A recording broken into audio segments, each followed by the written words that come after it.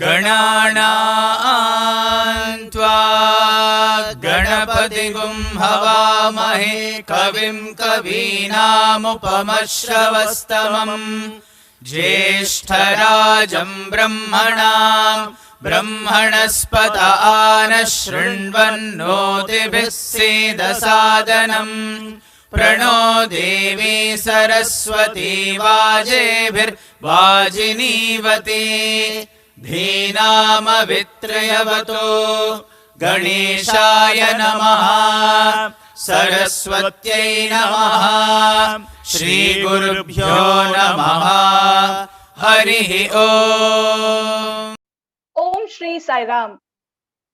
I offer my most humble and loving salutations at the divine lotus feet of our beloved Bhagwan. Loving Sai Rams and a very warm and hearty welcome to one and all. At the outset, I would like to start by reminding and requesting all sisters to please rename yourself in the format NLP ID followed by your names. If you have not done already, please rename in the format NLP ID followed by your names. Dear sisters, it is indeed a matter of great privilege that we have all embarked upon a journey where we are internalizing a text which our divine Lord Sai himself has penned down for the entire humanity. We have all been basking in the glory of his words for the past 3 weeks, and to take this journey forward and to lead the third stint of this journey of Dhyana Vahini Parayanam, we have amidst us an erudite scholar, a prolific speaker, and a very devoted child of Mother Sai, Dr. K.M. Ganesh. Dr. K.M. Ganesh was born in Manipal, Karnataka, and brought up in the steel city of India, Jamshedpur, where he completed his schooling. An early inclination towards service activities was instilled in him as a Boy Scout, for which he received the Presidential Scouts Award in the year 2000. He was also the vice captain of the school Vidya Bharati Chinmaya Vidyalaya, where he had received the Leadership Award for active participation in assisting the school administration. He joined the Sri Sathya Sai Institute of Higher Learning in the year 2002 for the BSc Honours program in chemistry and went on to complete his Masters in Chemistry in the year 2007. In the year 2009, he was blessed with a gold medal for distinction in MPhil program by Bhagwan's divine hands. He completed his doctoral program in 2018 in the area of water quality monitoring and treatment from the Department of Chemistry, Sri Sathya Sai Institute of Higher Learning, Prashanti Nilayam campus. He has been associated with service, cultural, and sports activities during his association with the Institute as a student and research scholar. He actively took part in the Sri Sathya Sai Grama Seva as a participant and group coordinator for 15 years. He headed the drinking water department and Sai Kulwant Hall, Prasadam and Mandir Lines department of the Sri Sathya Sai Senior Boys Hostel for several years. He has acted, directed, and given voiceovers for several dramas presented in the Institute and Mandir over the years. He received the athletic championship during his undergraduate and postgraduate programs and was also the captain of the volleyball team. He has also been part of study circle groups and satsang interactions in Radio Sai over the years. He has given talks in Mandir and Institute on several occasions and has been the official announcer in English language for Sai Kulwant Hall. Currently, he is working as a research associate, that is a postdoctoral fellow in the STAR Labs Central Research and Instruments Facility, Sri Sathya Sai Institute of Higher Learning at Prashantinilayam, where he is part of clinical studies in association with cardiology department, Sri Sathya Sai Institute of Higher Medical Sciences, Prashantigram, and also biomedical device development program. I extend a hearty welcome to Dr. Ganesh and call upon him to lead further the Dhyana Vahini Parayanam. Thank you, sir. Sai Ram. Dr. Ganesh, over to you, sir.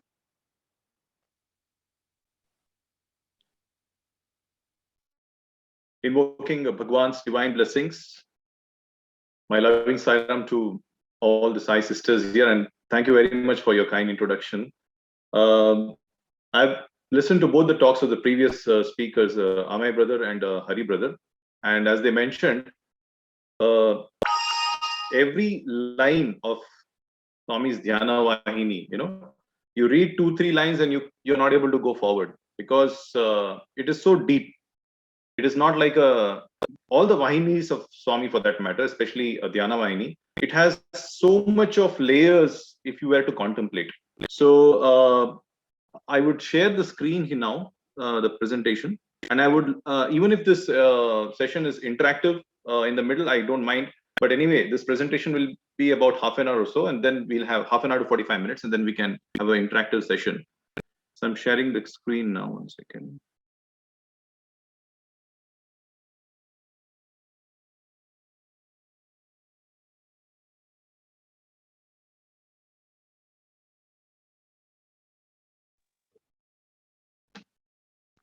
Has it come for everyone? Yes, yes, sir. Yes. It is. Yeah, thank you. So, so let me start with the paradox. Okay, we read Swami's Vahinis, and we have been reading. We have been in Swami's fold for several years. Whether it is for several years or few months, it doesn't matter. What matters, like Swami says, is in one of the chapters he says is what I see is the quality of the mind that you bring to me. It's not how many years you have been coming for bhajans, or how many hours you have chanted the name. It is with what concentration, what quality you have attended, and how much that is the impact that I am looking at.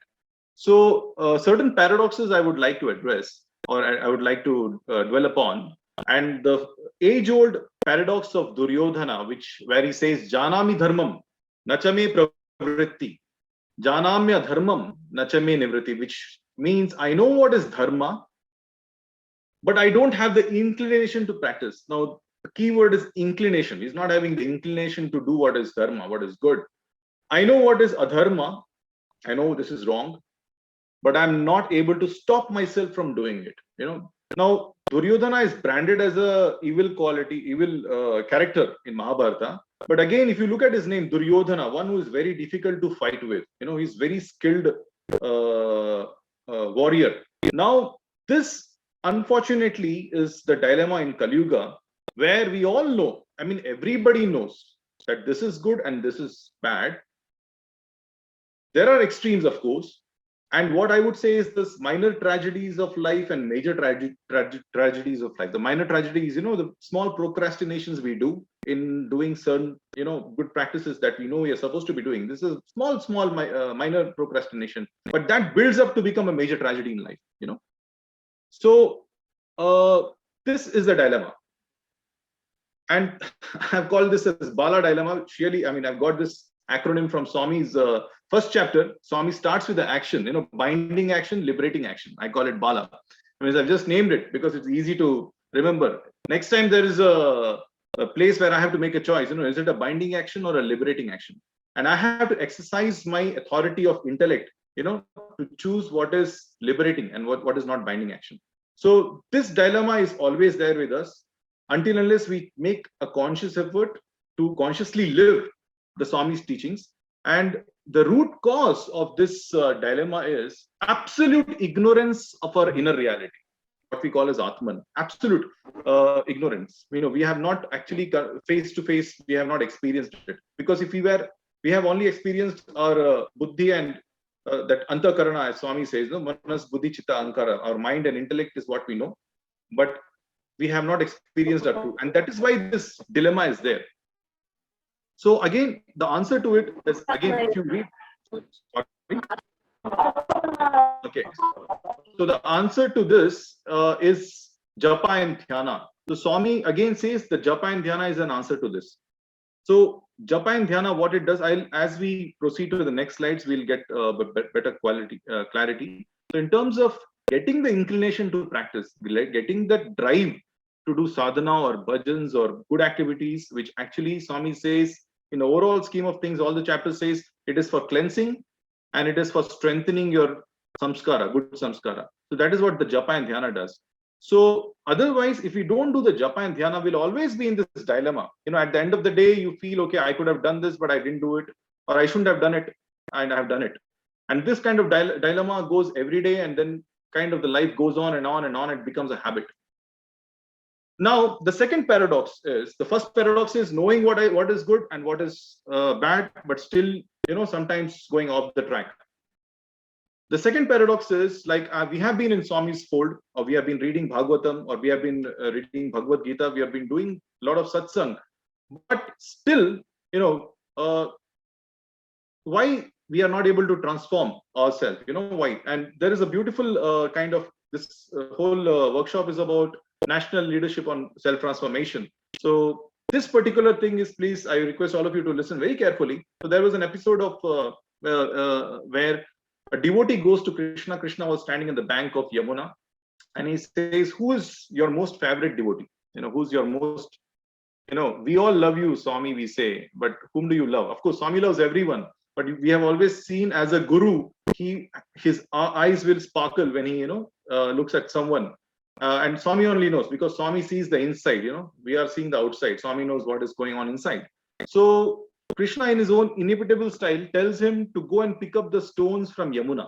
Okay, the Yamuna is flowing, and the devotee goes inside the Yamuna and brings it to Krishna. And Krishna says, what do you see? He says, it's a wet stone. Krishna says, break it. So he breaks the stone.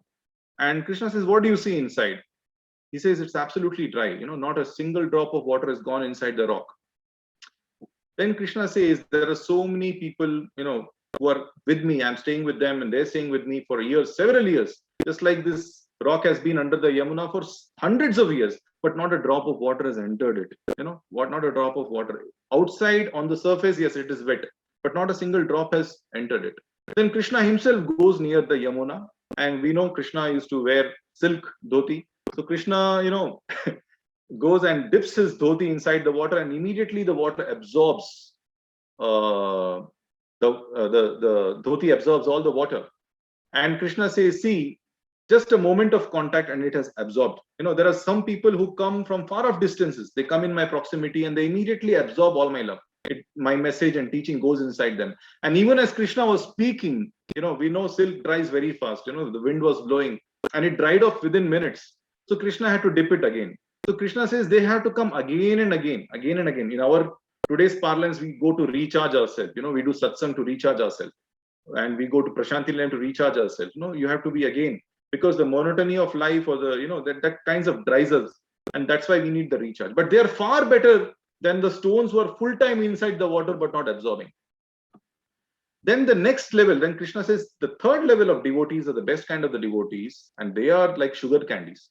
The sugar candies, he creates the sugar candy and he throws into Yamuna, and before we know that, sugar candy dissolves into the Yamuna and becomes one with the water. Once they come in contact with me, they lose their identity, the I, and they become one with me. Now, one thing I want to say in the beginning itself, this is not for judging others. This is for our own self-introspection. Are we in a stone zone? Are we like a silk, or are we like a sugar candy, or tending to become sugar candy? This example has been given more from the perspective of introspecting, not pointing fingers at others. And in fact, Swami has clearly mentioned in one of the chapters, please do not look at the bad qualities in others. Don't judge them, because that will come into you.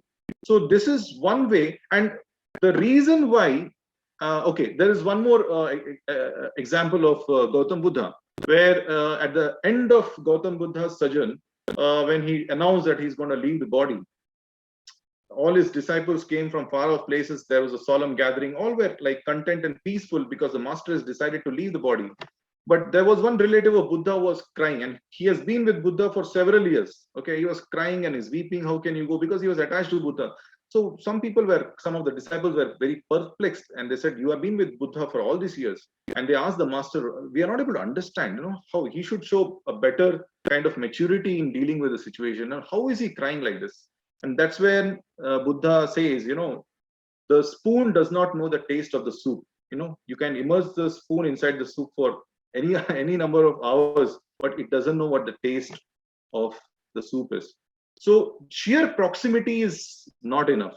Sheer proximity. We have to kind of be receptive. We say patrata. We have to have the patrata to receive the divine grace. And for that, why are we stone? If one were to introspect, the problem is, the root cause is that we are the unyielding ego. It doesn't want. And what is ego basically? I like this, I don't like this. That strong ego. And people live with that identity for the whole life. That ego identity, is not allowing the water of love, the samskara, the message of law to enter us. And we remain and we choose to be rock, in the illusion that, okay, we want to be close, but we are not changing ourselves. And they might have all the knowledge. You scratch them, you talk to them, they will speak like anything, but they're not putting into practice. And this is again a loud introspection for all of us, that even as we are reading Dhyana Vahini, I've been reading this and seriously reading into these chapters for last at least 1 month.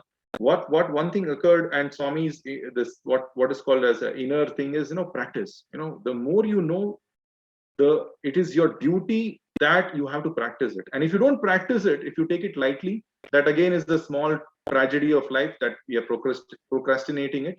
It will become a poison. It will become a vision.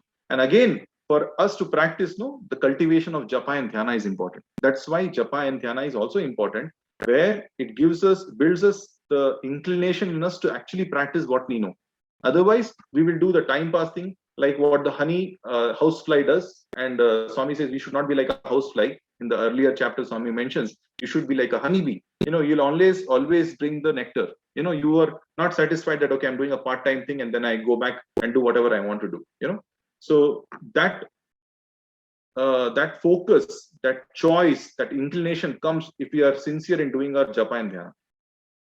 Now, the third paradox is, there is a popular belief called Apna Haath Jagannath. Apna Haath Jagannath. Now, many people say that we believe in only self-effort. Okay, I mean, of course, we should have. We should not say, okay, everything I've left to God. We have to surrender, yes, but we should have our self-effort also. But to say that we'll do it all I have achieved by self-effort only, there's nothing like a God grace component.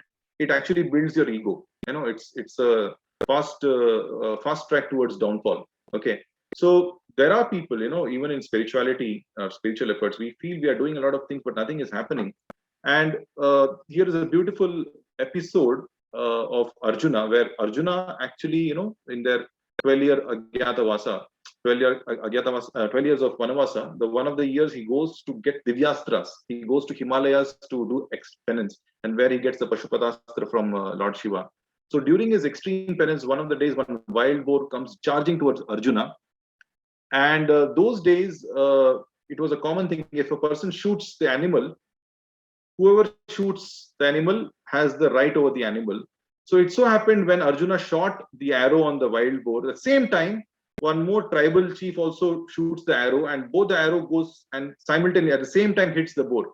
So when Arjuna goes to remove the arrow from the other side, as you can see in the image, the tribal chief says, actually, I have killed it. So there is an argument and they decide to fight.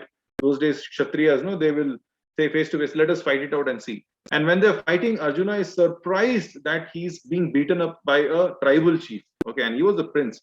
And adding to the agony, the wife of the tribal chief starts laughing, and this really hurts the Kshatriya in him. And a point comes where he kind of breaks down.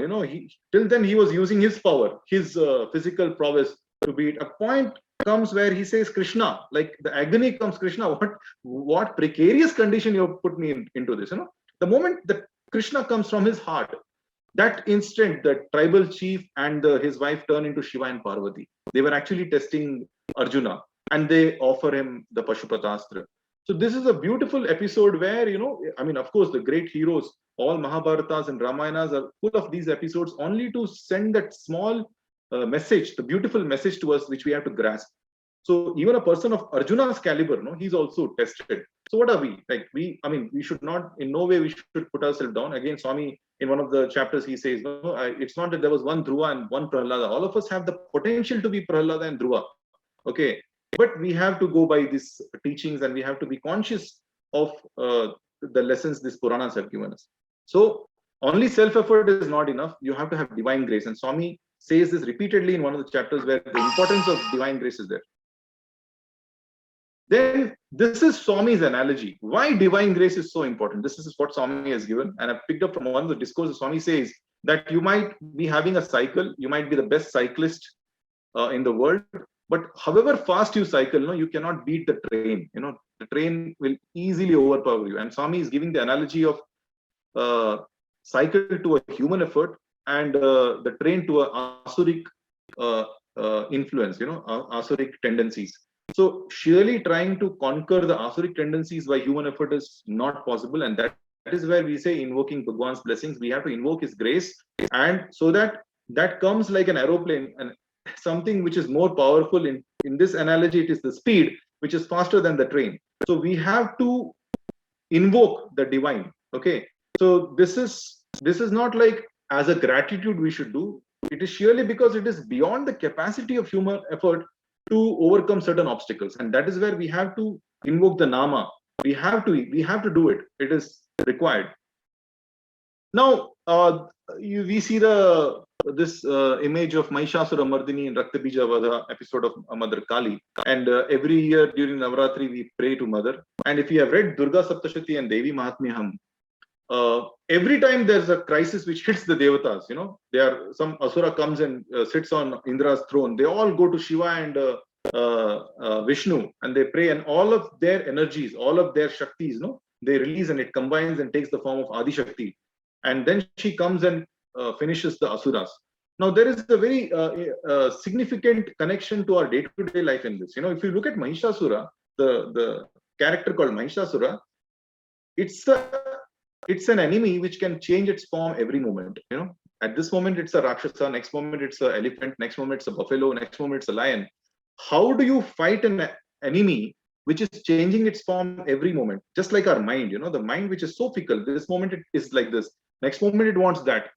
However much humanly you try to conquer and however much of years you might spend, it is not possible. It is not. That's why we have to invoke the Divine Mother. Please take over and you take control of this. Same way as Rakta Bija Vada. Rakta Bija is what? One drop of Rakta, the blood falls, one more Asura comes. The desire in the mind. You have one desire, you open the door, there are 10 more doors. You want more and more. There's no end to it. Where do you put? Swami says ceiling on desire, of course, ideally. But when you're overpowered by a insatiable desire, which again is seated in the mind, you have to invoke to Mother Kali. You have to come and rescue me. And that's where the mind changes every moment. That is Mahishasura, and unlimited desire is Rakta Bija. So that is where, in the context of COVID-19 pandemic, which is going on for the last 2 years, if you look at it, it is a mutating virus. It keeps changing the form. You have a medicine today, or you have a diagnostic kit which can identify this particular virus. After 6 months, a new version has come already in the typical Mahishasura syndrome, and it is spreading like anything. It's typically, you have to earn. It's not like yes, humanly we are trying our best to mitigate the pandemic. But the whole thing of Mahamari, when we say in Durga Saptashati also, Mother says that whenever the Mahamari comes, I will be there. I'll come and save the world. So it is a very high time that we turn inward. Of course, because of lockdown and everything, the whole lifestyle got changed. But if you have not understood the inner import of it, it's where the whole thing has been created, that humanity turns inward. From Bahirmukha, you become Antarmukha. And if you're not doing that, in spite of such a dramatization of what is happening outside, we are missing the whole point. So next, how do we do that? Again, doing Japa and Dhyana. When you go into Japa and Dhyana, the science of which Swami has explained beautifully, the discipline that is required for Japa and Dhyana, Swami has beautifully explained, which I'll be coming in. Some of the aspects which is covered in the chapter 5 to 9, I'll be covering in the next few chapters. Now, one of the chapters, again, Swami says, why would you leave Madhava? The eternal Sanatana Sarthi is your Sanatana Sarthi. I don't remember my parents of my previous birth. or my relatives or my, any of the human relatives, I do not remember any of them. Yes, we have to. Swami says again, you have to give the due respect. That is your dharma. Do it, but don't make any relationship larger than life. Don't make any relationship larger than life. You're accountable to your own conscience. One thing we have to always remember, that we cannot make everybody happy. But we can at least see that we have made our conscience happy. If your conscience is happy, ultimately we are answerable to our conscience. Okay, and the same conscience is sitting in everybody.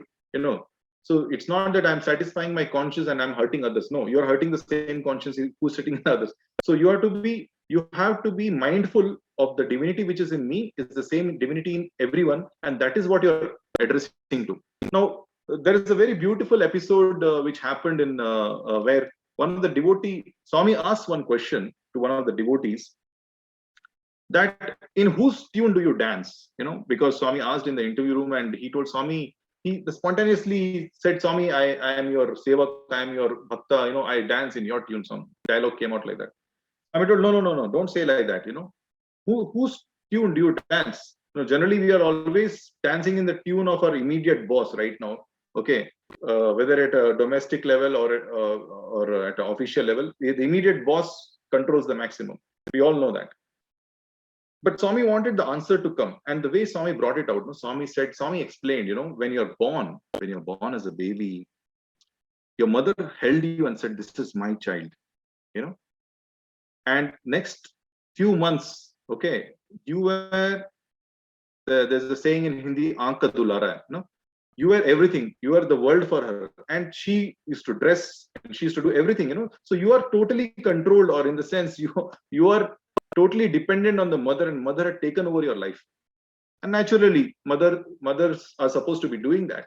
And as you grow, and when you started walking, your father was holding your hand, and the father would say, "You are my son." He's imposing his ownership on you. He'll take you around where he wants to take you. He will take you to a certain street or shop where he wants to take you. Okay.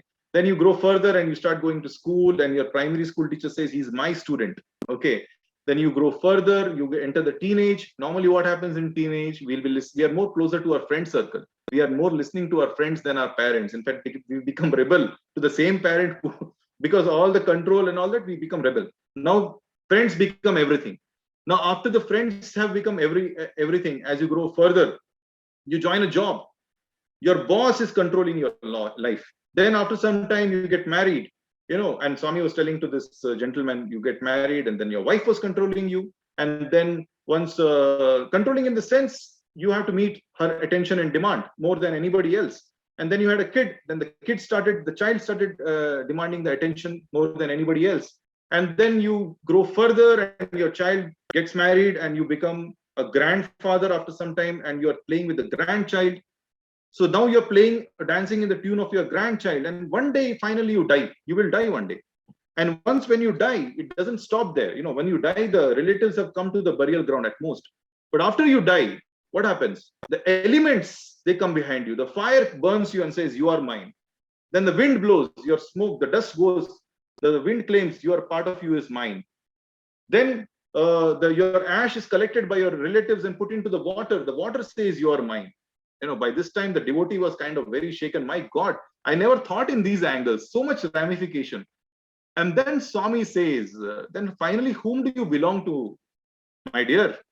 So, this question is for all of us to introspect and ask ourselves, in whose tune are we dancing? So he asked Swami, he was spellbound, he couldn't say. Then Swami said, "It is up to you to decide." Swami put his finger in his heart and said, "It is up to you to decide in whose tune you want to dance." Now, yes, we have to be answerable and accountable to our immediate boss. But until unless we do Japa and Dhyana, until unless we try to connect with our Sanatana Sarthi within, life will be nothing but jumping from like a musical chair, from one phase to another and one day dying also. It is like that. So Japa and Dhyana gives us the beautiful opportunity or a way to be connected to the eternal. Our Sanatana Sarthi who has always been with us and become one with him. That's how critical Japa and Dhyana is. And if we don't do it, we are missing out on something which is so important and so vital for our life. So again, this thing has to be introspected. and we have to kind of understand in what perspective it is being told. Now, when we put things in such a thing, suddenly we kind of lose interest. Oh, life is spirituality all about vairagya, go to forest. No, Swami said no, not like that. Sometimes it sounds like that. See, Swami says hand in the world, but head in the forest. But we have to have right perspective, and we have to understand the four purusharthas, the four kartavyas of human life, and that is dharma, artha, kama, moksha. The dharma is the duty, the dharma aspect. There are so many dharma. In Dhyana Vahini, Swami says the highest dharma is atma dharma, but there is paradharma. There are so many dharmas. As Manusmriti also says, if we want to know about dharma, we have to read Manusmriti. Swami mentions again that also in this Dhyana Vahini. You have to understand dharma. Dharma is duty, to put it simply. Then comes artha is money, the wealth. The kama is desire, okay, for objects in the world. And moksha is mohakshaya, liberation. These are the four things around which our life should revolve. And what is the way in which it should revolve? This is the paradigm. This image is very important, which we have to understand. See, we have to have dharma is like a universal set. The artha that you're earning is within the boundary of dharma. So whatever you're earning, you have to be 100% sure that it is within the boundary of dharma.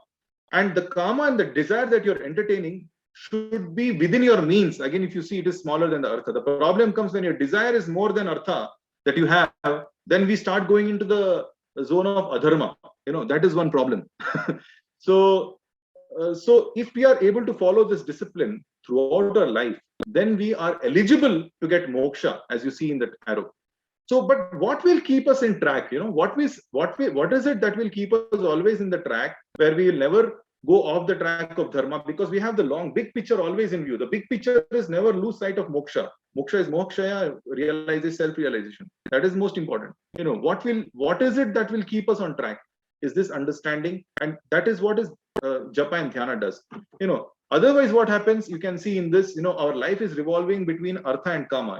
There is no aspect of dharma, no aspect of moksha.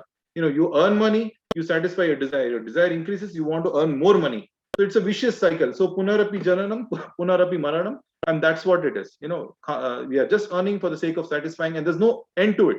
Without the perspective of dharma and moksha, we are lost. We are completely lost. And what keeps us in track is Japa and Dhyana again.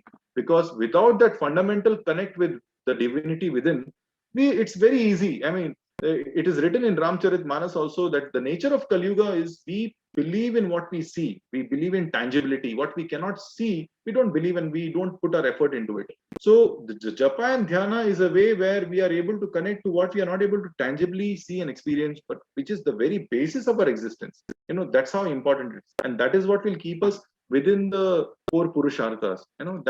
So to be mindful of this paradigm, what gives us mindfulness? We are always conscious that, okay, there's something called moksha, there's something called self-realization. For that, I have to be always within the boundary of dharma. The meditation is important. Otherwise, there's a famous saying, the operation was successful, but the patient was dead. We all have heard. However perfectly you operate, the doctor is always conscious that, okay, the heart is beating, the pulse is running or not. Okay, whichever part of the body is being operated, the doctor's eyes, one eye is mindful of that heart is beating. If the heart is not beating, the pulse has gone flat, and we are doing a perfect stitching and perfect cutting, is no use. So what is the use of a life where we have compromised on dharma and we have forgotten about moksha, and we are all about earning artha and kama? We have lost it. You might have a life, but it's a dead life. Life without dharma is dead. And this perspective is again given to us by Japa and Dhyana. So, I mean, what keeps us in track? Again and again, the same thing comes, Japa and Dhyana. In one of the chapters, Swami says actually the nama, the importance of nama, and how it is superior to actually even rupa. For example, Swami gives the analogy of mango. Swami says, when the moment you say mango, the beautiful memories of eating the mango comes into your mind. Okay, but the moment somebody gives mango in your hand, you're holding the mango, you have immediate doubt whether is it sweet, is it as sweet, or is it bitter? The joy of experiencing the mango is gone. So that's why Swami is giving his way of telling, okay, nama is more superior to rupa.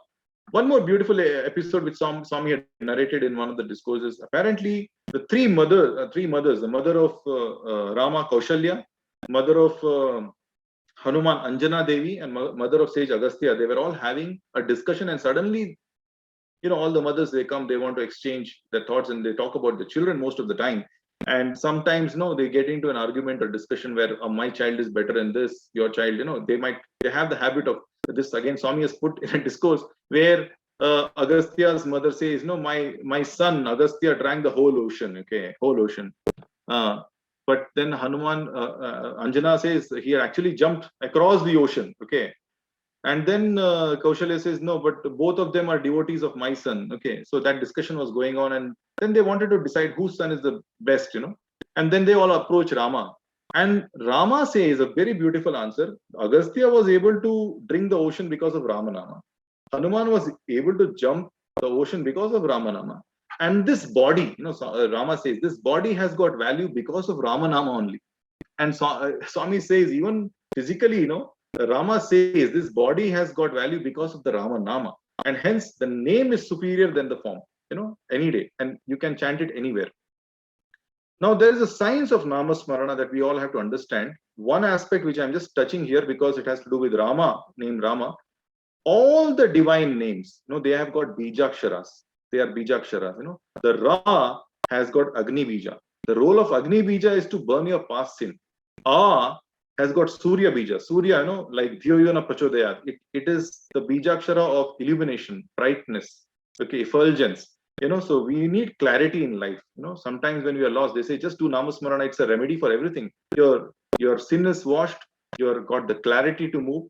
And Ma is Chandra Bija. Chandra Bija is for the calming of the emotional waves. If you are if you have clarity, but if a lot of emotions, the emotional turmoil is going on, again, you are very, vulnerable to doing anything wrong. So when you're chanting Rama, Sai Rama, okay, the fact that you're chanting the name and it is going like a continuous thing, the Bijaksharas are taking care that the sins, the past sins which are embedded inside us is getting burned.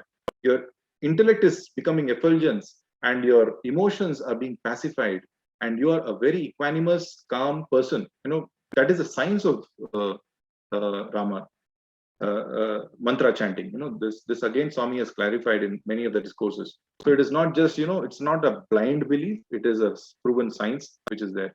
Now, this might look very odd, but again, Swami only has given this analogy. Whenever you chant a name, put Om before it. Okay. It is like when you chant a name without Om, Swami says it is like having a gun but without a bullet. It is so important. Gun's purpose is defeated if there's no bullet. So whatever name you're chanting, ensure that Om is added to that. Om Shri Sai Ram. Okay. Om Krishnaya Namaha. Om. Whatever it is, Om you have to add. This is very important. And Swami also mentions in the Dhyana Vahini chapters also here that Om is very important. And Swami had in one occasion told there are two Taraka mantras. Taraka is what leads to liberation. One is Om and one is Ram. These two are Taraka mantras. There are all other names, yes, but Om has to be there. Okay. This is also covered about, don't keep changing the name. Today I like to chant Rama. Next day I want to chant Radhe. Next day I want to chant. You have to first identify your bhava. What is the kind of bhava you're getting? You're getting Anuraga Bhakti or you're getting Vatsalya Bhakti. You have to identify the bhava, and with that bhava, when you chant the name, the feeling takes over. When the feeling bhava is there, the nama is there, the magic happens. You lose the sense of time. Again, Swami has told meditation is not just, you sit, concentrate. There is something called contemplation, which is between concentration and meditation. You concentrate and then you contemplate on the personalities and the glory, and then you merge into the meditation. So meditation is like it happens. So, but if you keep changing the bhava or if you keep changing the nama, it's like digging a pit in so many places. You will never, you might dig 5 feet here, 10 feet there, but suppose you have to dig 100 feet down. If you would have stuck to the same place, a lot of things will come out. Sometimes people stop sadhana because a lot of heavy emotions are coming out because cleansing is taking place. Okay, so don't stop, continue, because after that layer of rock, something beautiful is going to come, and that is what God is. So never stop, but be on it.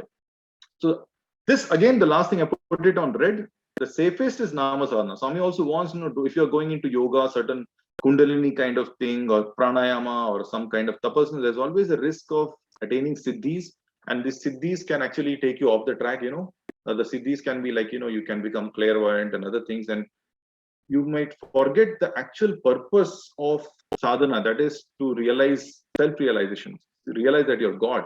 And we get trapped into, trying to impress the society, or, the taste, the ego gets the superior, the taste of superiority, which normally comes in a material sense with money and other possession. Now, spiritually, if you start getting the superiority complex, it is very dangerous. So Swami says, but Nama sadhana has no such problem. Nama has no such risk also. People say even those who go into Kundalini kind of practice, they might go mad also. I mean, we have heard about it, and that's why Swami never mentioned about in most of the thing. So Swami says Nama sadhana is safest. Don't worry, it is very, very safe to do, and of course it has its beautiful merits. Now, in this particular example, I would the role model, the epitome role model of Nama Japa and Bhakti is Hanuman. Okay, Jai Hanuman Gyanu Gun Sagar. And why I put the word Gyanu Gun Sagar is Swami says, Gunam, the good quality is more desirable than no quality. If you sit and try to make yourself blank, it is more dangerous. Okay, have a positive thing rather than trying not to, because it is not easy. First of all, Swami says, what Swami says is, even when you do dhyana, you should have an akara bhakti. You have an akara, and then you go to nirakara. Directly, if you jump into nirakara, it's first of all, it's not easy, and you might give up after some time. So you might not continue. So go from akara to nirakara. And the beauty about Hanuman is always mindful of Rama, and Rama Karya.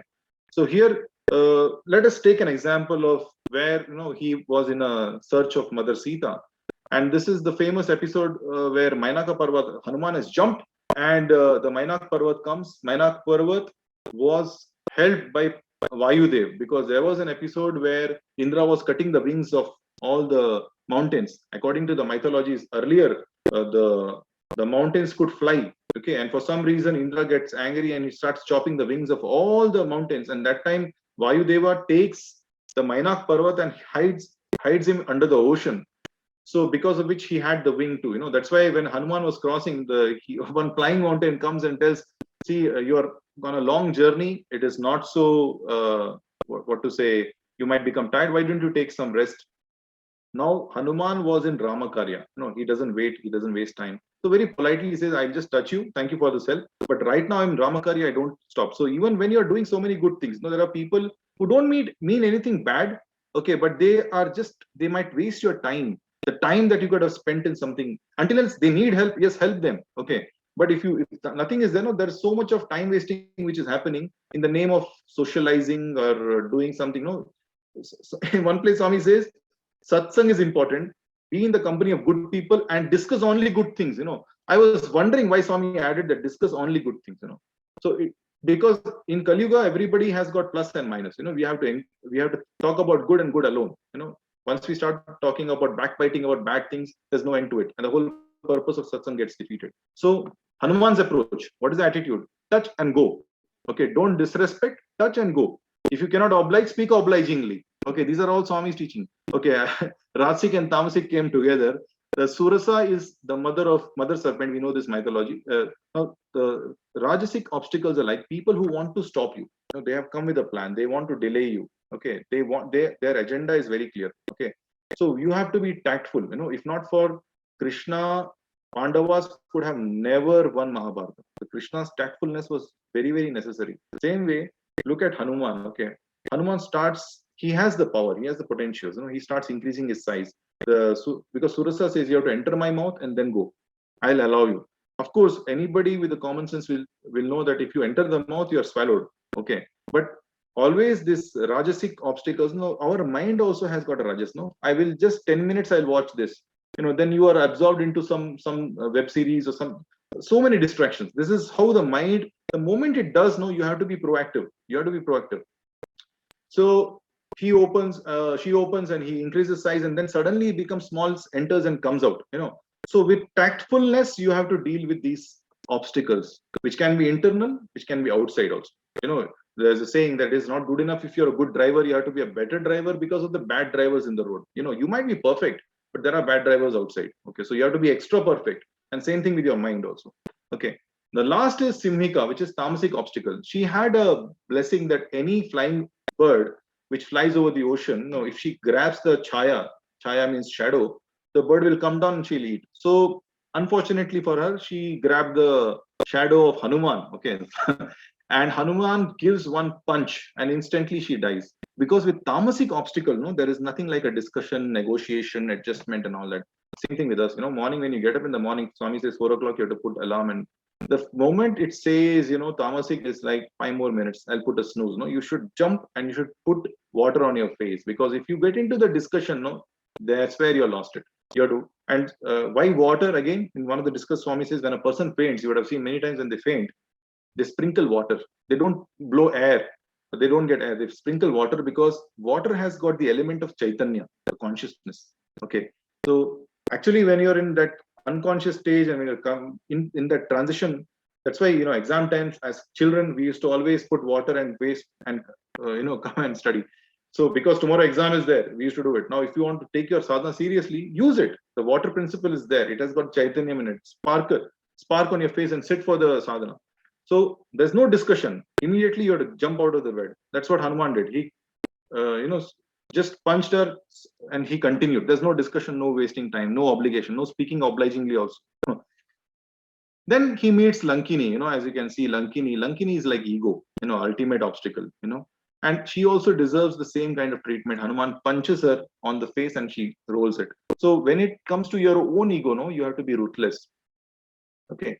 So there's a saying that, if you feel that you are humble, if you feel that you're humble and if you really honestly feel, God will praise you. And if you feel and you are actually humble, God will tell that you're great. But if you feel that you're great, then God has to humble you. And that is a very difficult stage when, if God decides to humble you, it's a very painful process. So better be humble. So when it comes to yourself, you have to be ruthless when it comes to your own ego. You try to remove the rock example where Krishna says, water is not going inside the Yamuna rock. It's because of the ego. We are our own biggest obstacle, So we have to be very ruthless when it comes to it. When it comes to our own ego. Other ego is a different thing which we can discuss in a separate thing. Here we are working on our own self-transformation.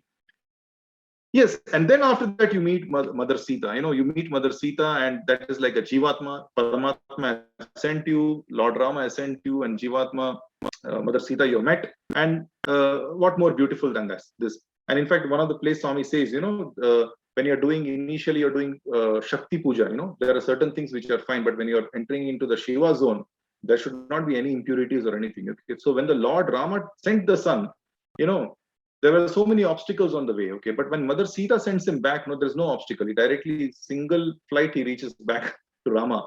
And not only that, he has fruits. He shakes the trees, and mothers. So when Mother kind of sends us off, sends us to any place, she'll pack food and she'll give us, food to eat, carry. So same way Mother Sita also gave a very nice send off. But before that, when he was in search of Mother Sita, not even a drop of water I will drink till the Ramakarya is finished. So see the beauty in which Ramayana brings out all that Swami is saying in the Dhyana Vahini chapters, where otherwise it's like a mechanical thing. I should not do this, I shouldn't. But see the beauty when we mix the essence, a story, we know the characters, it actually brings a totally different meaning of what we are doing and why we are doing. That's why God takes a personality so that we relate to them. Okay, we can relate to Ram, we can relate to Sita, we can relate to Satyasai. Okay, and we can actually, that makes sense. Otherwise, it is like a discipline that we are following and it's full of do's and don'ts. Anybody will get kind of discouraged. So Swami, when it comes, we are talking about the sattva and rajasic and tamasic obstacles. Swami very beautifully says, when you don't have any aim, you're wayward, it's tamasic. Swami says, so you're in the sleep, shushupta avastha, you're sleeping, many desire, you want this, you want that, you're rajasic, and to bring that rajas into one, like a magnifying lens, when you're doing that, that is sattvic, and that is what we should do. That is the guna dynamics. Every day morning when we get up, we are from tamas to rajas to sattva. That is the dynamics we have to look at. And for this, we have to understand the principle of bahirmukha and antarmukha. This comes through meditation, and I'll tell you. I would like to explain. I would like to explain what it means in this context. Is see here, two personalities are there who are interacting with the Mother Sita. One is Hanuman and one is Ravana. This understanding is very important. that we are talking about beauty and we are talking about love. Okay, Ravana, he had conquered all the three worlds, and normally these Rakshasas, what they do, they get the best of, he had got the Airavata from Indraloka, he had got some, the biggest diamond from, and he had the best of best, and he got it to impress Sita, now at least accepting, but Sita was not even looking at Ravana. His approach was, I am giving you the beauty, and we beautify ourselves. Sometimes we make ourselves beautiful to win the love and attention. That was Ravana's approach. Okay. But look at Hanuman. Okay. He was chanting Rama's name in the tree. Okay. Now, this is what we have to understand. It is the love that brings beauty, not vice versa. You try to be beautiful and win love. That is the Ravana's approach, and that is not the right approach, the worldly approach. But if you develop a quality, the guna, Jai Hanuman Gyan Gun Sagar, and in this, the Rama's name, Ramanama, that, what endears Lord, that what endears Lord, the love, automatically you look beautiful. Even the Kandam, the chapter, what we call chapter in Ramayana, so many Kandam, Sundar Kandam. Sundara means Hanuman's one more name is Sundara, beautiful. Okay. He was beautiful sheerly because he was all the time thinking about the Lord.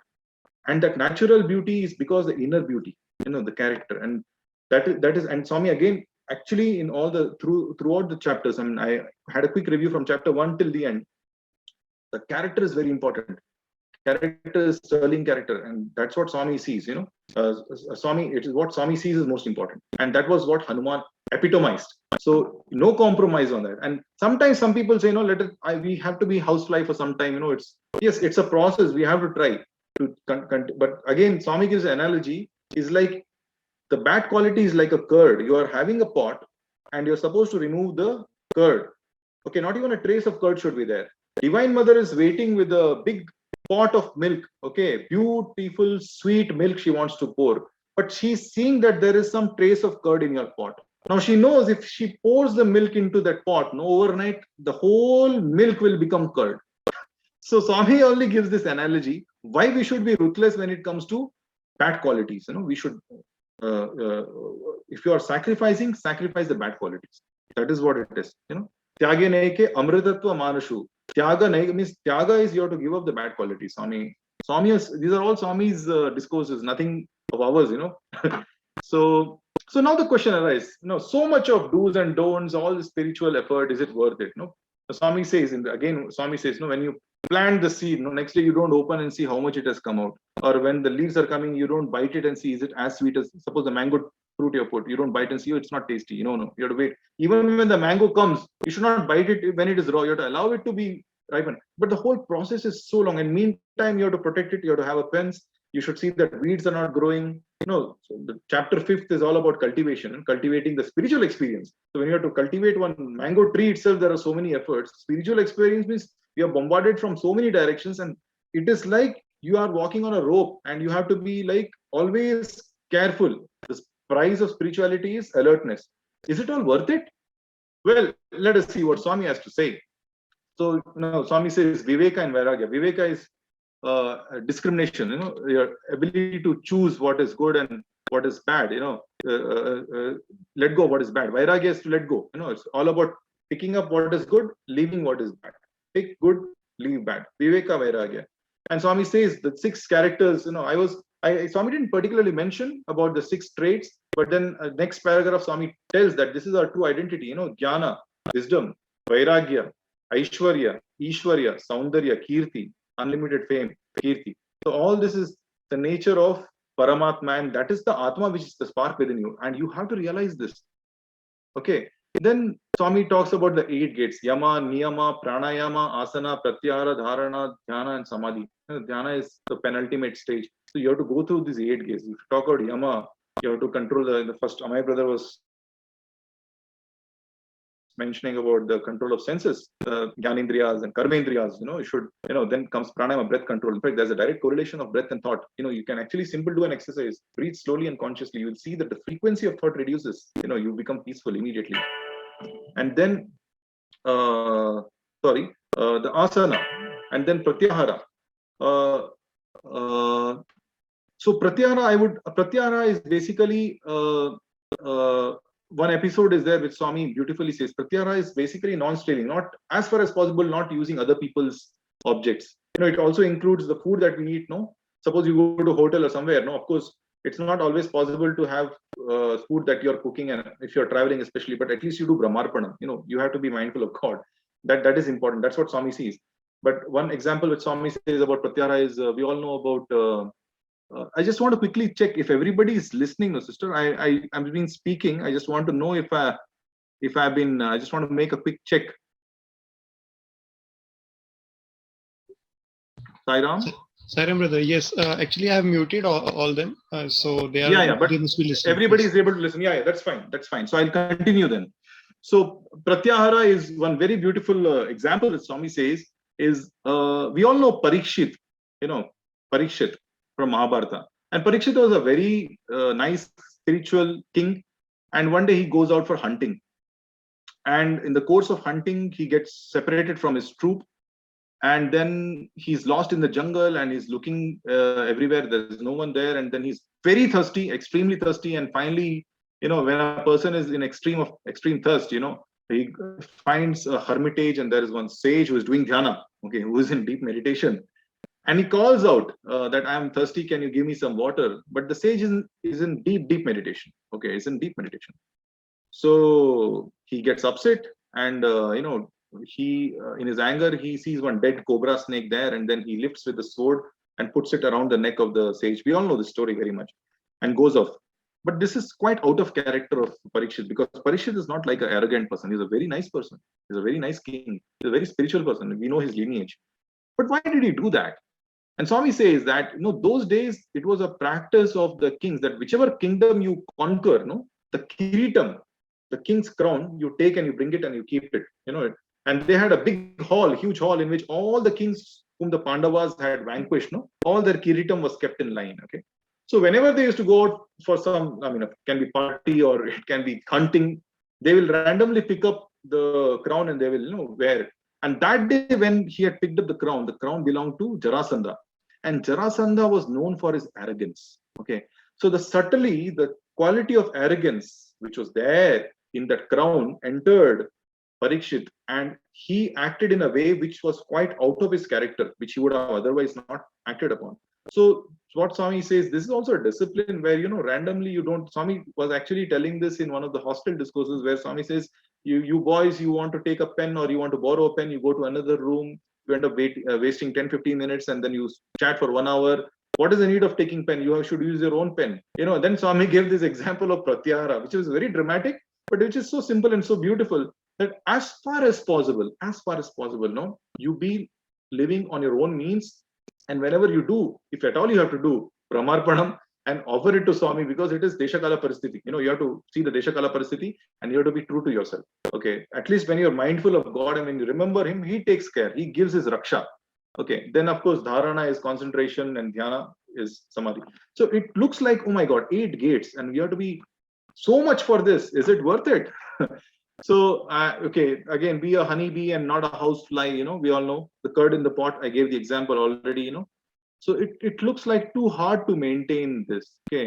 And Swami again very clearly says that, when you're actually in a spiritual path, you're going against the flow of the river. You have to go, because the source of the river is in the top, it is flowing. If you have to go to the source, you have to go up, and it is a difficult, arduous task. Why should we? When a rope is there, if I have to climb up, it is effortful. Going down is easy, So Swami says karma is like a rope. You can use it to go up or you can use it to go down. So most of us prefer the gravity side because it is easier. But again, we don't have the big picture of dharma, artha, kama, moksha, and that is why we are doing it.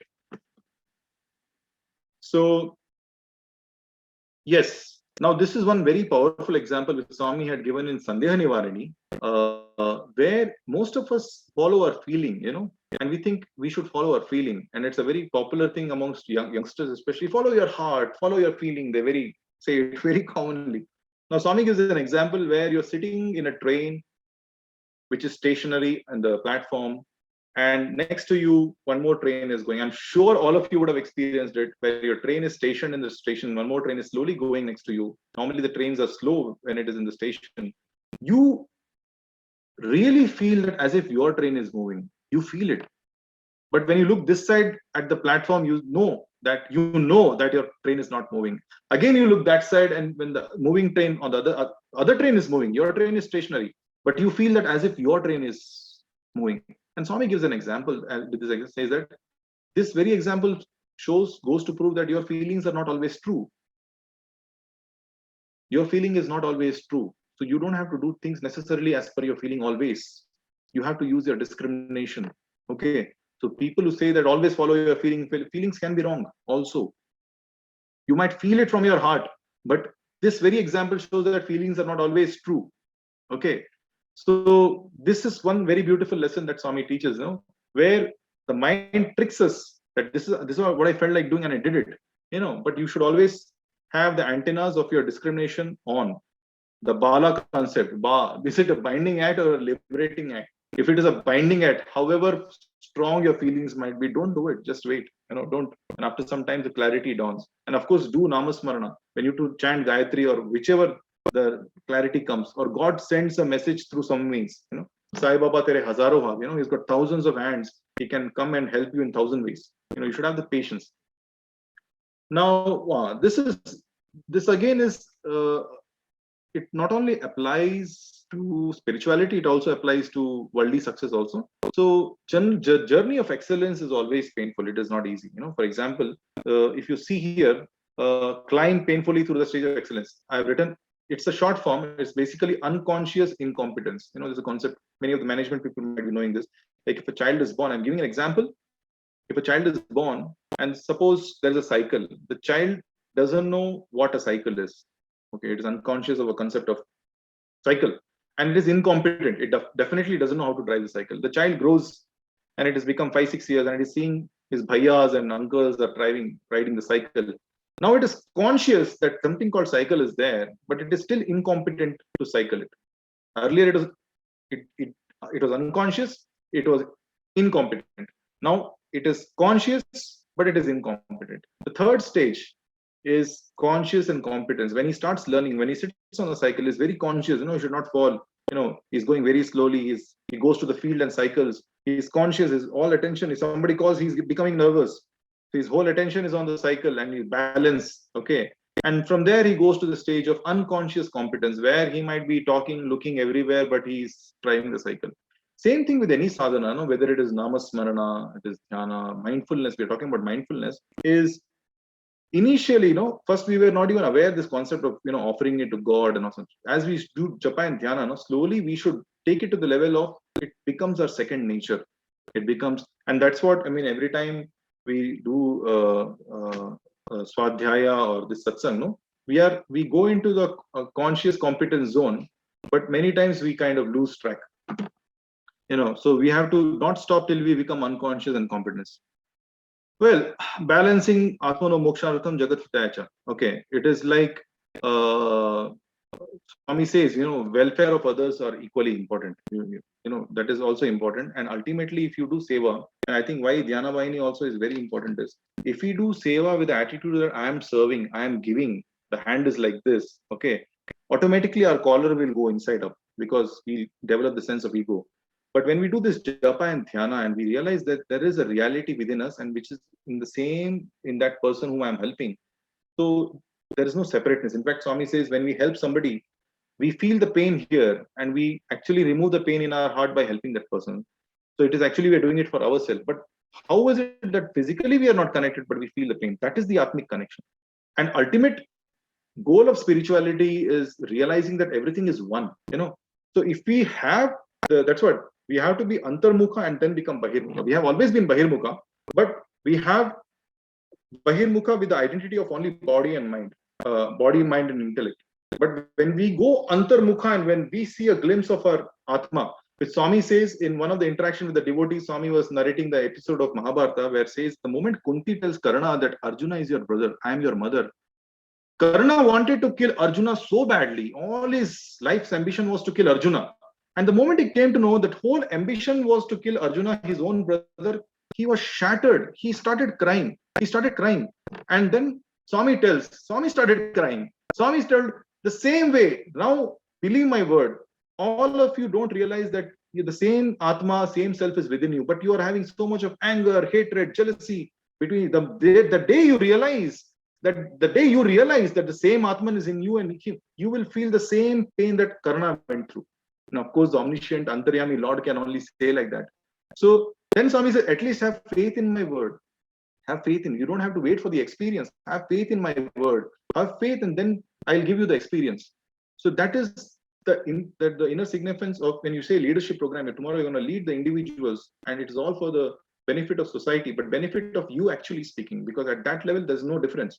So this understanding comes not at the verbal level, but at an experiential level only if you do Japa and Dhyana for whatever period of time. So yes, Swami says it is worth it. And in one of the chapters, I think 4th chapter, Swami says, billions of years back, there was lava everywhere. It is there in Dhyana Vahini 4th chapter, and there was trace of amoeba, microbial bacteria which was there. Nobody would have thought at that time that this will survive, but it did after billions of years. And today we see dance, we see music, we see Mahatmas coming, we see the avatar himself coming. What a beautiful possibility. So Swami is saying, when we look at that possibility of God entering a human form, a bioform, at that point, irrespective of all the problems and all the hassles, it is worth it. Okay, our thing is not so dramatic, actually speaking. It's not like lava is there everywhere and we are like amoebas. No, we are far more advanced. The effort that we have to do is insignificant compared to, it is, of course it is there, but the way Swami has put it, the possibility that we have, a cow will never speak a lie. A stool will not commit sin or kill anybody. Okay, but they can never realize God. Okay, only a human being can.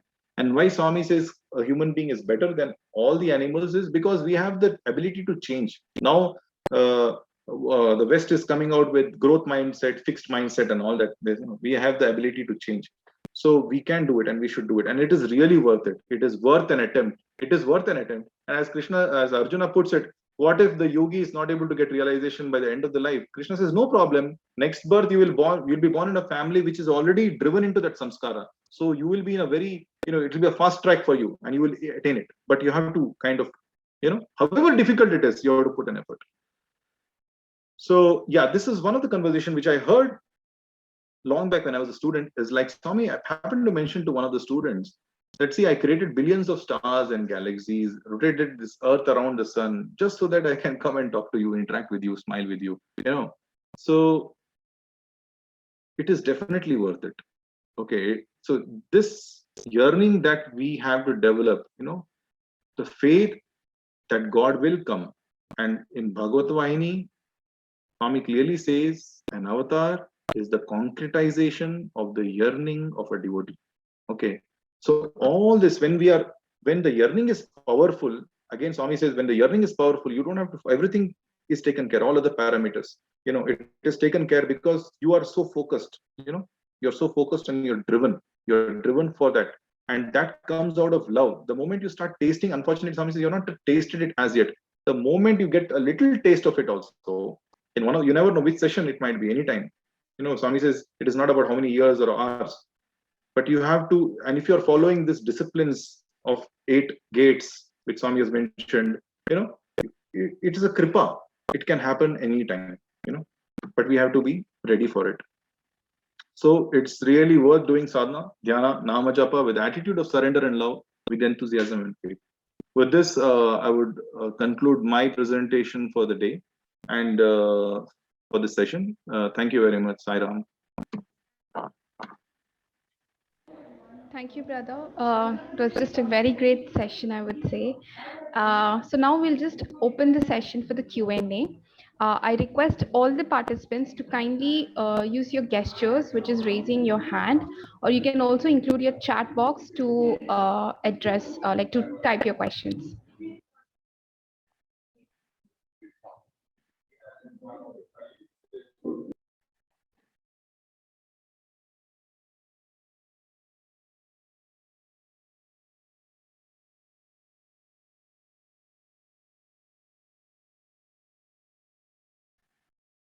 So we have a question from OD NLP 2020 22 F03. I request you to kindly unmute yourself and turn on your video, please. Sairam brother. Actually, I want to ask a question that how to overcome that feeling of ego. Okay. Well, how to overcome the feeling of ego? Actually, Swami has, from my understanding, I'll just say that the whole thing of selfless seva, when you start service, no serving.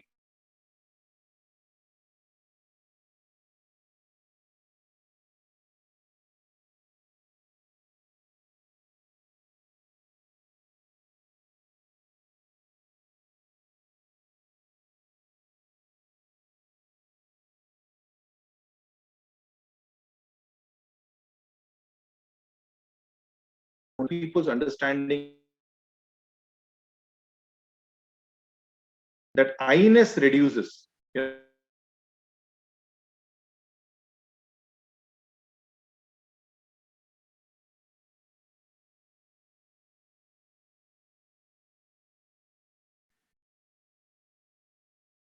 Hello? Hello? Yes, brother, you're audible now. Yeah. I think so. I-ness goes. Okay. So I'll give you a simple physics formula. Pressure is equal to force by area. Okay. I mean, I'm just a science student, so I'm telling you P is equal to F by A. Okay. Now, the more you increase the area, the denominator, no, the pressure reduces. And the more the area is small, what I mean to say is, suppose I press this pen, okay, onto this, okay, it is going to do much more damage, okay. But if I were to press this, which has got a wider area, the pressure is less. What I mean to say is, you spread your identity, you identify yourself more with your family and more with others. Then these are the ways in which you can. And the highest thing is what I feel is connecting with Swami, connecting with the divine within.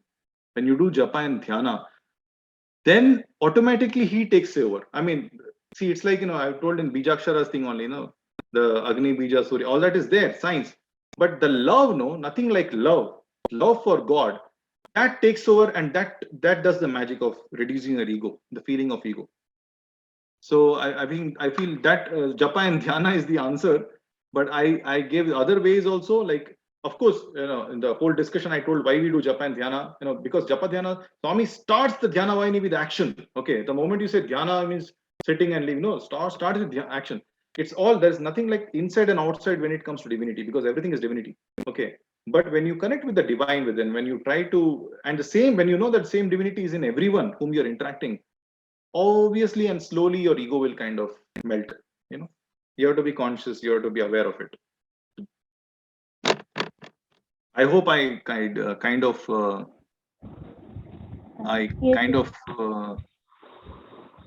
because it can be very subjective also, in what sense you have told that, but in a very broader sense, this is what I feel. Connecting with the God. When the sugar candy mixes with the water and merges, the ego is gone.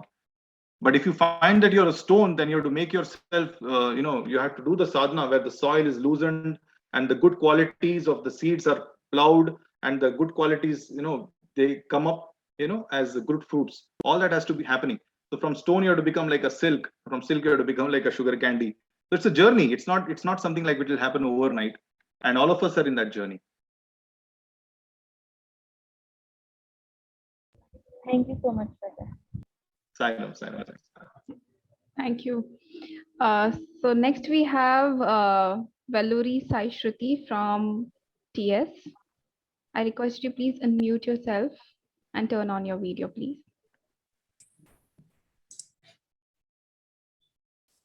Okay, Sairam sir, I'm Shruti.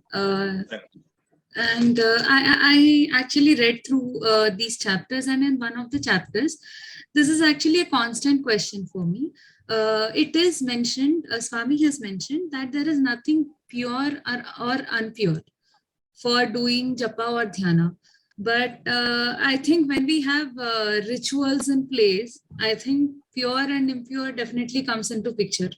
So this is sort of a dharma sandeha, I would say. But sort of, I don't understand. So that is how our rituals are built upon. And so what is important? How should we do it? Well, I also read that, that part. See, I tell you, the spirit behind what Swami is saying is essential. One of the Chinna Kathas, what Swami says, I tell you the example is, Swami says Hanuman was flying. Okay, Swami gives a story. Hanuman was flying and he sees early morning one person is sitting in the field doing ablution. Okay, and he happens to be a Rama devotee and he's chanting Ram Ram. Okay, Hanuman is very upset. What an impure place, he's chanting Rama's name and I am Rama's devotee. He goes and one slap he gives him. Shameless fellow. And this is Swami's story, okay, not some Chinnakathas. This Swami has written. Shameless fellow, there's a time and place for everything. Okay. Then he slaps him and comes back because he's very offended. For him, Rama is. Then he comes back and when he goes to Ayodhya, he sees Rama. Rama has got a big, his face is swollen like that. Okay. Then he says, Prabhu, what happened to your face? Who has done this? Then Rama says, you have done it. So he's stunned. How is it possible? Then Rama says, see, whenever anybody is chanting my name, Nama, I become one with them that time. The Nama and Rupa becomes one. So wherever my name is chanted, I am there and I become one with that person. So when he was chanting my name, you slapped him and I got it. Okay. So what Swami, in that context, Swami was saying, it is like, it doesn't mean that you go and do, it's like some people, they always want to twist it. If you understand the spirit of what it is, there is the guy, they say Gayatri mantra has to be chanted by men only. Swami broke that, everybody, men and women, everybody. Okay. It should be chanted only during Sandhya time. No, it can be chanted anytime. Okay. Doesn't mean that you go to the place of ablution or go to some very dirt. No, it's not like that. What it is like, it is Sarvakala. It is everywhere. The purity of the name is so powerful that at any time, it is far more powerful than anything else. So thing is, you have to go from the ritualistic point of why rituals have been there. You have to have something called common minimum program, what we call as, you should take bath, and then you should sit for dhyana or dhyana. No, Swami says dhyana, you can sit just by brushing because you don't want to awaken all your senses. But when we do puja, sandhya vandanam, we always take bath and sit. If that rule was not there, what people will do, there won't be any rule. Okay. But the person who understands that when he gets up, he can be actually in the mosquito net. He might be inside the mosquito net. And this is what Ramakrishna Paramsa also says, that he might be chanting Rama Ram Ram or Kali Kali Kali. Okay. For a person, he might be sleeping, but he might be chanting. So it is the intent, the intention with which you're doing. Okay. That matters. So it is, if you're saying Dharma Sankata, I am not able to understand this because Swami says pure and impure is, I have given this example where Swami's words can be contradictory sometimes, where suppose you want to paint a building, this is what things comes in my mind. You first put bamboo scaffolds, you put bamboo scaffolds outside the building and you climb the 10th floor and you paint it. But after the painting, you have to remove the scaffold. The same scaffold which was necessary for painting has to be removed because it is making the beauty of the building, it makes it ugly, you can't keep it. So everything is Desha Kala Paristhiti. You have to have the discrimination of Desha Kala Paristhiti whenever you're applying Swami's teachings. Okay. So you have that Desha Kala Paristhiti is very important for when you're applying Swami. You have to be very switched on, and more you read Swami's discourses and you will understand the spirit behind it, in what context Swami has told, and not only Swami, all the masters, somebody like Ramakrishna Paramahamsa, that story of Rakhal, Brahmananda, and the story of Ramakrishna Paramahamsa had two disciples, Vivekananda and Brahmananda. Right. Brahmananda was very soft-spoken person, very docile, like this he was. Okay. Vivekananda was very confident, aggressive.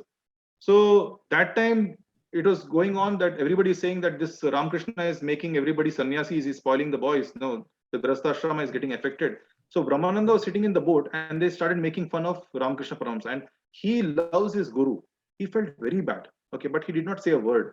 He comes back and tells Ramakrishna and he starts crying, today this is what happened. Then Ramakrishna says, what, you don't have shame? Your guru was insulted and you just kept quiet. And what is this? And Vivekananda was listening. Next day, he deliberately went into that boat and he was waiting. And the moment the person started speaking, he caught him by collar, almost threw him inside the Ganga. कैसे मेरे गुरु के बारे ऐसे कैसे बोल सकते? And he came back and told Ramakrishna, see what I did. They were, then how dare you, not dare you. He said, how can you do that? You're a sannyasi, you should have self-control. But yesterday you were telling, then Ramakrishna says, his personality is very docile. He's very, so, he has to be more assertive. you are already very over assertive. You are doing tempered. So sometimes you have to release the air from the tire. Sometimes you have to fill the. There's nothing like it's all about balancing. You have to balance the situation by using your yukti, discrimination. Okay. So in this spirit in which Swami has mentioned is the nama is so powerful and so pure. It goes beyond everything. That it is so powerful. That's what it is. I hope I am able to kind of make some sense of what what has been raised by you. Yes, yes, sir, definitely. So now I understand that Japam and Dhyanam, I think that there is no impurity or purity involved in that. The Namam and Japam themselves make it pure. They make it. They are like the soap. Okay. But the basic cleanliness should be there. The place where you sit, you put the lamp, it should not be some storeroom you go and sit. You should have that feeling of, see Kulwanthal, when you come to Sai Kulwanthal or Puja room, it is absolute cleanliness is close to godliness. You have to create that ambience and then you sit. That has an effect. Yes, yes, yes. Yes, I understand. Thank you. Thank you, sir. Thank you. Thank you. Moving next, we have Vibhuti from Haryana. Please mute yourself and on your video, please. Sairam, sister. Yeah, Sairam brother, I have a question like how to be self-confident and self-confident. How to be self-confident? So you're talking and about capital S or small s, self-confident. Okay. In normal sense, you're saying self-confident. How to be self-confident, right? So self-confidence comes in any specific area you're asking, or in general you're saying about self-confidence? You got muted. I'm in job. How to be self-confident in job during life? I'm a hello, can you hear me? Yeah, I can hear you. Yeah. Like I'm a mother of a 4-year-old daughter, and I am a software engineer. So like we have various responsibilities. My question is like how to be self-confident. Okay. So see, you have to, as you said, you're a mother. You have to balance the family and the work. Okay, and you have to do well in both the. So you have to see that you should see. One thing is, it again comes down to competence. The example I gave, I don't know whether you could get that. The 4th stage of excellence, which I mentioned during the presentation. I mentioned about the 4th stage of excellence. Initially we are not good at something. Okay, so we start doing it consciously, and then it becomes a second nature. Okay, so one, self-confidence comes by practice, and also if it is attached to you, some people have got it attached to the self-worth. What we say, the self-worth is nothing but self-respect. Now if I were to have a self-respect, I should every day evaluate whether I am doing justice to what duties, as suppose in your case, am I doing justice to the duty I am doing as a mother, as an employee? If there is somewhere you feel that you're not doing, then you have to stretch yourself a bit. You have to sincerely try to do that extra bit so that so we cannot be perfect in everything, because life is not about perfection, but it is about having made a sincere effort towards that will give a self-worth and self-respect. And the moment a person starts getting self-respect, self-confidence comes naturally. That answers my question. Thank you. Yeah, Sairam, thank you. Sairam. Thank you. Moving next, we have Sister Jyotirmai from Kerala. I request you to please unmute yourself and turn your video. Saira. You were referring to Ramanama, the Bijakshara mantras, and I just want to just go a bit more deeper, like how these Bijaksharas are connected to our Adhara chakras, and how that vibrations comes when we stand. Yeah. Yeah, so that precisely Swami has told us to kind of avoid, in the sense, if you look at the yoga, pranayama, and certain, it goes into chakras and kundalinis, no? Swami says it is, see, when I do nama japa, okay, now I do with the bhava of, like, suppose I'm chanting Krishna's name, okay, I'm chanting Krishna, Krishna, Krishna. I read Bhagavatam, I know about Krishna. I know Krishna as a personality. I read Bhagavad Gita. Okay. So I know him as a person. So when I sit for japa, when I take my japa mala, okay, and either I sit with my japa, okay. So I am already aware of a personality called Krishna, and I have a feeling towards him. Okay. So I sit with the feeling of love. At that time, I am not worried. It's like when I'm eating the food, okay, it is giving me energy. I know it is getting digested inside. It is happening. I don't know the exact mechanism, which enzyme is getting created where, and how much acid is getting. That is happening for sure. All I need to do is, what is in my control is, I bite the food naturally. I eat slowly. What is in my control? So that is, I'm talking a very mechanical way. So when you take a naam, for example, you take Rama or Krishna or Devi, Bhavani, no, what will add to the quality of that thing is, you sit 5 minutes before concentration, you kind of contemplate on the persona, on what you contemplate on the leela. It's like you create an ambience and then you start chanting. It's not like you sat and started chanting. You have to kind of prepare the mental this thing. You can probably, for example, if you're a Krishna devotee, for example, if you're giving a Krishna devotee, you can think about the Govardhana Giri episode, or you can read Bhagavatam. You should have a practice of doing Swadhyaya 5-10 minutes, where you have a Bhagavata Pustakam. You read one or two Leelas of Krishna. And always remember, whenever we read Bhagavatam, Sai Bhagavatam, Krishna or Ramayana, there is something called Karuna Rasa of the Lord and Bhakti Rasa of the devotee. Okay, irrespective of what the individual, the union of Karuna and the Bhakti is what creates the beauty, the taste, the sweetness. That is what you should dwell on and then start the japa. So what happens when you have gone into that bhavam, when automatically everything is taken care. You don't have to go into the nitty-gritties of which bijakshara is activating which chakras. Because if you go into that, it is a different kind of sadhana. People do that. I'm not saying you should not do that. But in whatever I read in Dhyana Vahini, Swami was not so encouraging going into that kind of thing. Because what happens, naturally siddhis comes. Siddhis will come. Okay. And siddhis will take you away from the main course. So exact bijakshara works. In fact, we do Durga Saptashati every year. We chant. But when I start, it is like Swami says, your initial sankalpam is important. Swami, I do it for welfare, or I do it for my mother's health. That sankalpa has got a feeling. And then you start it. Okay, and then in the end, of course, you have done it with all the sincerity. You might not know the exact meaning of the bijaksharas. Some of the bijaksharas have got multiple implications. But at the end, then you do Kshama Pratna or whatever it is. Swami, I've given my best, now you take over. But the intention, the sankalpam is very important. Why you're doing it? I want it for my self-realization. Do that sankalpam. I want self-realization. I want to merge with you. And then you start. That automatically, once you've invoked it, it takes over. You don't have to monitor it step by step. Yeah, it's clear. It's clear. Yeah, thank you. Thank you. Thank you. So we have Sister Priya from Uttarakhand. I request you to please unmute yourself and turn on your video, please.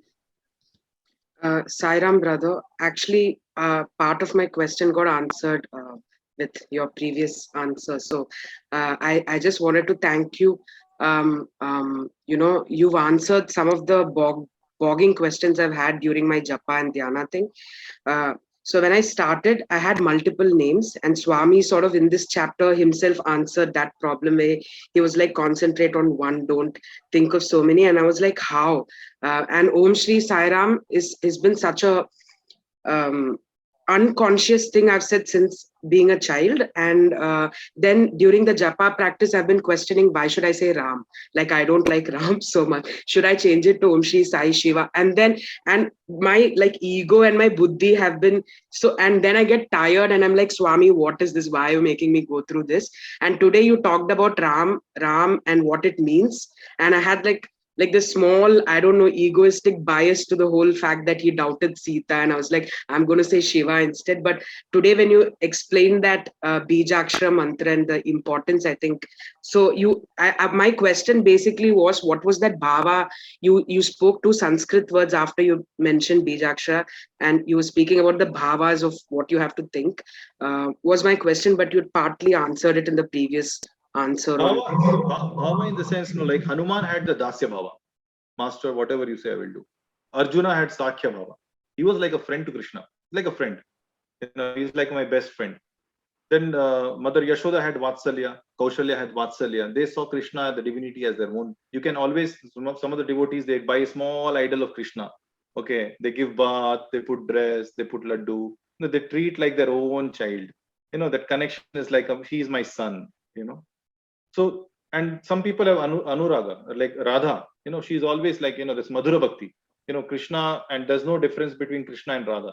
She's all about yearning, yearning, yearning. Okay, so that is one thing I want to, because you brought it up. See, Rama never doubted Sita. Okay. He was doing his Raja Dharma. Papam, I feel if you look at Rama's life, no, it's only suffering. I mean, if you see, he has gone all the way, and the type of, he never doubted Sita. But what happened? This I also raised, because this also very bothered me so much, that as much as I love Rama, sending Sita, even though when she was pregnant, and she was sent to, that looked very cruel, very, very cruel. But the thing is, no, the for him, the Raja Dharma, the Raja Dharma was more higher than a pati husband's dharma. And the Raja Dharma is like, if one wrong precedence is there, that a lady has been there in somebody's house, or a king, and she has been just accepted, even though what Agni Pariksha was done. But society is such, especially if you look at Kali Yuga, people don't misunderstand. They're waiting for misunderstanding. They don't misunderstand. They want to misunderstand, and they don't spare. That is the nature of Kali Yuga. So Rama was all about dharma. Dharma means there is no way he will even bring an iota of doubt. The shadow of the doubt also will not come. That perfection he practiced, and it is. If somewhere to say, when Sita says, Mother Earth, this is too much, I cannot satisfy everyone, and somebody then Mother Earth comes and takes, and Rama was heartbroken. Means, of course, he lost, and then later, they wanted him to marry again, but he put, that golden idol of Sita and all that. So I was also upset with Rama for a long time, but knowing why he did, it was pure sacrifice, and that's what these personages do. They do it for the welfare of others, because at that level, what matters is loka kalyanam. That's what matters.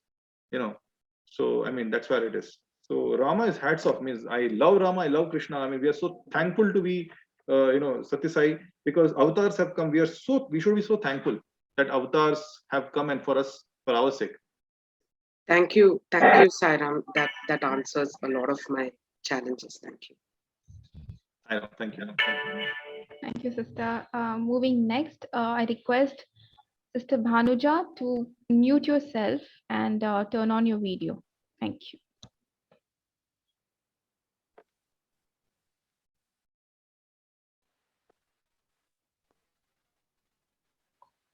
Sister Bhanuja, Sairam brother. Sairam sister. Yes. Am I audible? Yes. Sairam brother, thank you for the discussion. I'm able My to hear. question There's is, some disturbance. Yeah. Wait for a minute. Am I audible? Yeah, now you're audible. Yeah.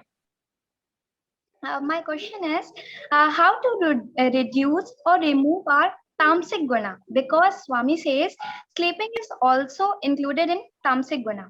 So how we reduce it? Because in theory learning, we understand that yes, this is right and this is wrong. But in practical, when we are actually sleeping, we thought, okay, I'll practice it on next day. So how we manage it all? Yeah.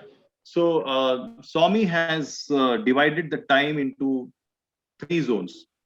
Okay, Swami is in discourse only. See, it's not that tamasic guna is bad. Okay, it is anything excess is bad. Even tamas has to be there, otherwise we will not get sleep. Tamo guna has to be there. Gunas have to be there. Okay, so Swami told that the day, the 24 hours is divided into 3 parts. What are they? Night 8 o'clock to morning 4 o'clock is tamoguna, is the time of tamoguna. Okay, where the nature also sleeps, you also should be sleeping. Morning 8 o'clock to evening 4 o'clock is the time of rajoguna, where you are supposed to be fully into activity. 8 hours. Then morning 4 o'clock to morning 8 o'clock and evening 4 o'clock to evening 8 o'clock is the time of sattva guna. That is where, if you see, early morning between 4 to 8 or evening time, we go to temple or we do our sadhana. That is a satvika period, and that is where we should do our sadhana. So Swami has very beautifully divided the time. And if we are in sync, in harmony with that, now what is happening because of various lifestyle, work or dinner time, whatever it is, we sleep at 10 o'clock, 11 o'clock, 12 o'clock, it is impossible to get up at 4 o'clock at night. It's not possible. So we have to remodel. See, that's what we have to prioritize. We have to prioritize. We have to, if you, that I showed that dharma, artha, kama, moksha. If you have to prioritize dharma in your life to get moksha, you have to be conscious of the time you eat food, the conscious of the time you sleep. Then automatically this side is taken care of. So that to say that Swami says you should not, no, Swami never said don't sleep. You have to. Swami said sleep early, get up early. Okay, so there's nothing wrong with tamoguna. Tamoguna has its own role. Otherwise, our body will not rest. You ask people who don't get sleep at all. Okay, they're suffering. So it's all about balance. It's all about balance. I hope I am able to give answer to your question. Yes, yes. Thank you, brother. Sign up. Right. Thank you, sister. So moving next, we'll take a question from the chat box. From TN, Sai Aishwarya sister says that, Sainam, how is Japa similar or different from Bhajan? Okay, so Bhajan has the component. Hello. Yeah, yes, so Bhajan has got the component of music in that. In fact, Swami has told the music is very appealing to the heart. Okay, so it kind of involves the bhavam. Okay, the bhava takes over. It's not that Japa doesn't have a bhava. Japa is more like it goes into a sadhana of repetition. You repeat. That's why I said in the beginning, no, you should set up your bhava clear in this mode and then you start doing it. And Japa normally people do they have malas, 2 malas, 3 malas, 5 malas, 6 malas. It's actually cleaning. It's more about cleansing. It's cleansing. And as you clean, see, it's like inside the divinity is there, outside mala is there. Okay, you're cleaning the mala. Okay. But if you're doing, even if you do mechanically, like they say, I can mechanically have a hand fan, okay, to get the air. But seeing my sincerity, God will send the wind, okay. God will send the wind. So I don't have to do it. But I should sincerely start in the beginning. That is Japa process. Then the wind starts blowing. I don't have to so much because wind is taking care of it. So the subtle, see, Japa and Bhajan both are Namasmarana. Only in Bhajan, Namasmarana, we have put the music also, and music is always appealing to the heart. And Sattvic music, beautiful music. It immediately touches the heart. Okay. So that way, I mean, if you were to ask me, I love spending time with bhajans than Japa. But Japa is more like a personal thing, silent, you can do it. Okay, I'm not saying but Japa is less. Japa is very, very powerful actually. But bhajans all the time, you can't be singing. You can be listening. Okay, probably. You can't be singing around. It has its own place. As long as it kind of connects you with him. The moment connection is taken place, everything starts. It all starts. I don't know, again, if it makes sense to the person who has made question. I asked the question. This is this.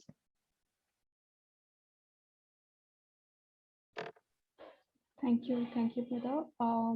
We just have last 2 more people who have raised their hands.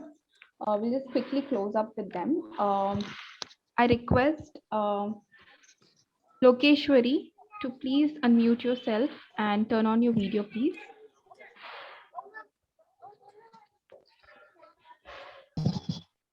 Sairam.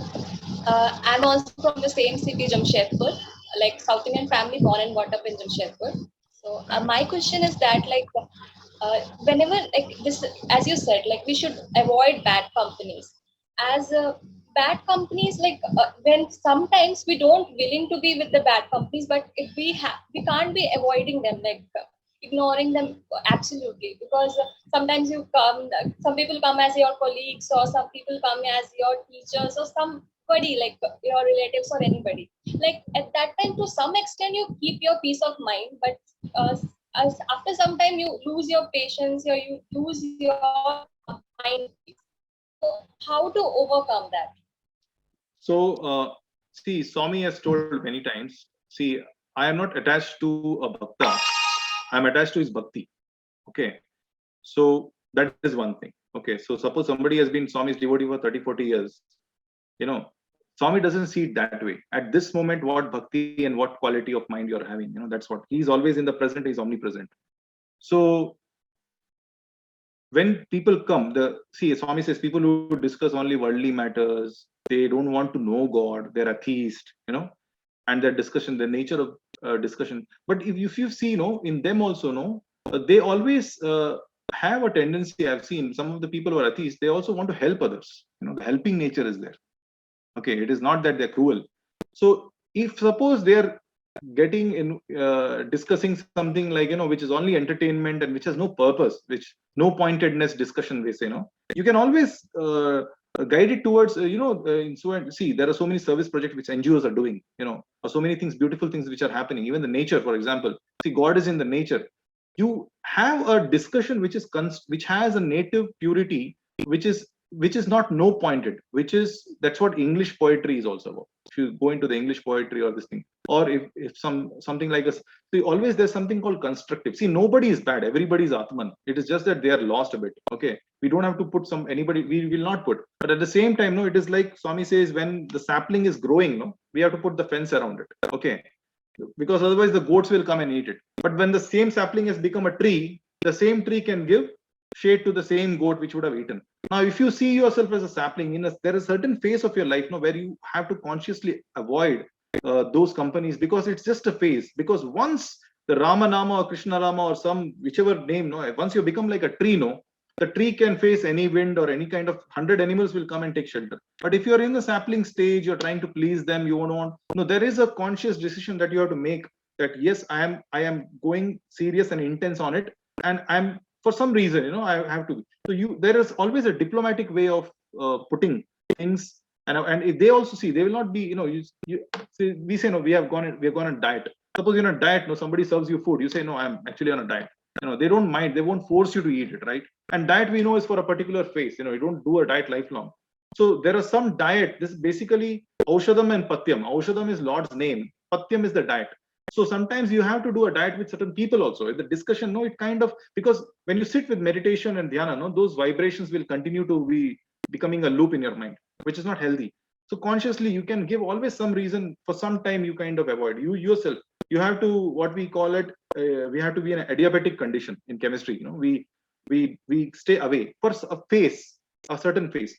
Now, if it is inevitable, it is absolutely inevitable, speak less. It's like, we also add masala into that. The moment they see you're not interested or you're kind of passive, see, it's like this. Nobody likes a guest.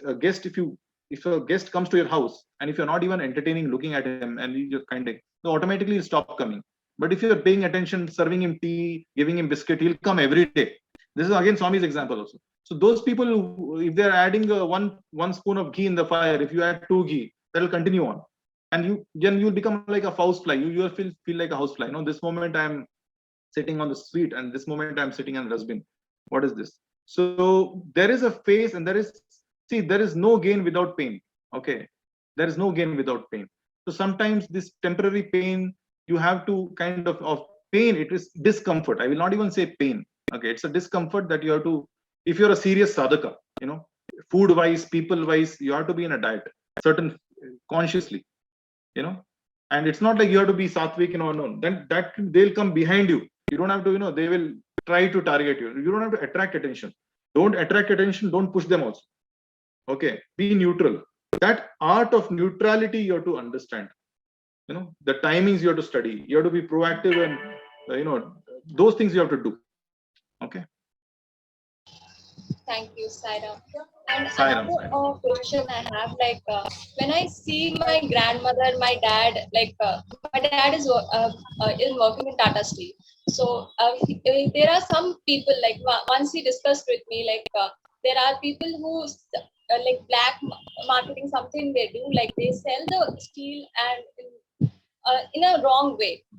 I said, why don't you say? I will be every time saying that, why don't you complain it? He says, that will be their karma, that will come to them, and that is okay, that will come, and if we say that, I will lose the job.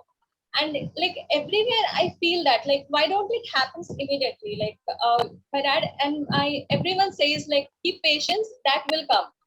But when in this circumstances it proven like people think like that is only the right thing going on, and they like pretty confident, they know the ethics, they know the what they should follow, but they don't follow. Like this is how the world goes.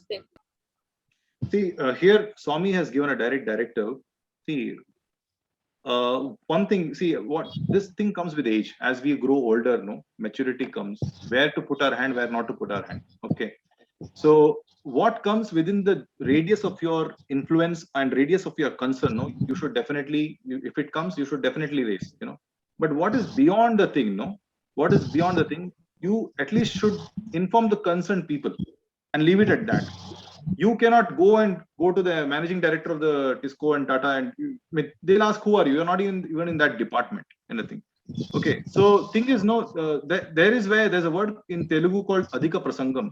Okay.